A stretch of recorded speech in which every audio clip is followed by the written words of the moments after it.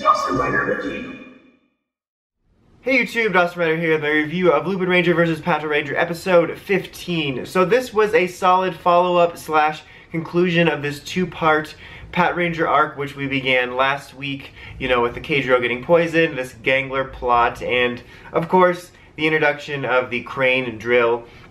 The Lupinrangers were in this episode a little bit more than last week because we get a scene near the beginning where Hilltop actually visits them to pick up like cookies for the Patrangers in the hospital. So they're like, oh, we need to go visit him to find out intel, and that kind of leads to them, you know, finding out about the gangler attacking. And they're definitely secondary in this episode, but they definitely also had more of a presence in this episode than they did last week. The main point of their presence was basically for Umika to get to see like the determination and the heroism of the Patrangers, because, you know, she's there at the hospital when they take off, and then she sees that they're fighting, you know, despite the fact that they're injured, you know, because Nigo and Sango are fighting while Keijiro's still in the hospital, and then of course Keijiro himself ultimately comes out to fight as well. But that was kind of like their main point. You know, I like the episodes where they can sort of see, you know, each other's benefits. Sounds weird, that's a weird way of putting it, but each other's positives. And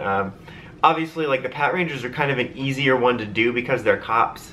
So they're like, okay, so these guys are protecting people, like they're supposed to. But I'm curious to see how they might do that specifically with the Lupinrangers, more so later. They've done smidges of it, you know, like little tastes of it, but, you know, I'm curious to see that. But yeah, that was the main point of the Lupinrangers storyline in this episode. But the Patrangers was a continuation of last week's, which was mainly to highlight their hairism. Like, their hair is like, damn, we're stylish, even though we put these bandanas around our head, which I never see really in actual hospitals unless you get brain surgery. Like, seriously, in Toku, someone will be like, oh, I hurt my shoulder, quick, just wrap that head, just wrap it. But I don't need that, it's my shoulder. No, we're gonna wrap it. No, anyway, but so yeah. And the gangler did trick the Lupinrangers, and he poisoned Kairi when he went in for the Lupin collection piece, and it got his hand. They did get another collection piece though, so that's a thing, because he, you know, put another one in him. That's literally what he said.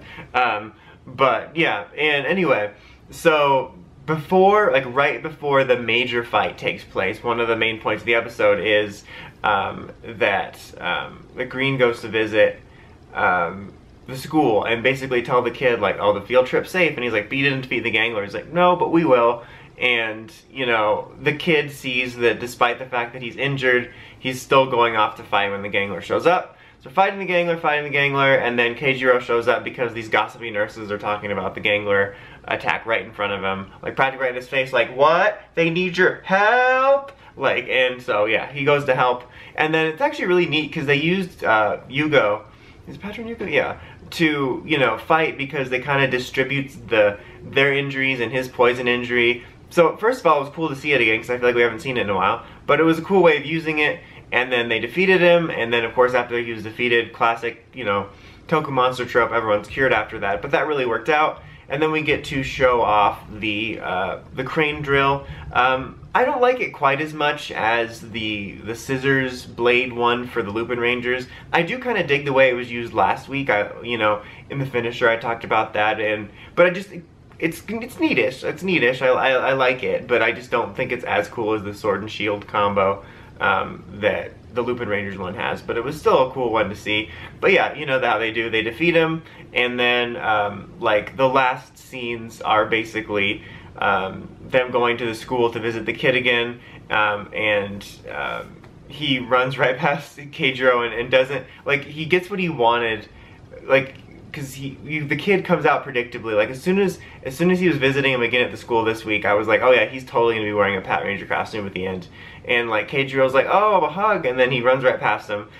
So he didn't get the hero moment, but he's just glad that this kid did get a version of that moment that he got when he was younger, to see, like, you know, the police are there to protect him. Whether he's inspired to do anything remotely like that with his life or not, it was a nice moment. I liked it. I liked the sort of, it wasn't like a huge plot twist, but it was a nice little flip that it wasn't Keijiro that got it, and because, you know, in his absence, one of his team members showed, like, his, like, willingness and dedication to reassure that kid, not just you know, for his duty, but also, you know, for Keijiro, who wanted that to be done. So I thought that was a nice little moment. Also, nice touch, the kid was wearing like a seemingly a Yugo costume, because it had all 3 colors on there. I thought that was kind of neat.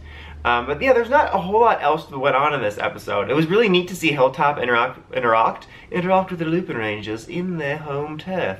But yeah, it was nice to see that, just because I haven't really thought about that interaction, so that was kind of neat. There was this brief second where I thought he was going to be like, look, I know you're the Lupinrangers, my team's injured, you got to protect the city or something. But I didn't think so, but I thought there was a chance. But he's like, no, I just want macaroons. I'm like, oh, okay, I got the picture. But yeah, that was nice. I overall thought it was a solid plot for the Patrangers. Yeah, it was very good. I was really happy with it. Next week looks kind of interesting. Back to Lupinranger focus. Patrangers, you got 2 whole episodes. Settle it down. But yeah, overall, very solid. 8.5.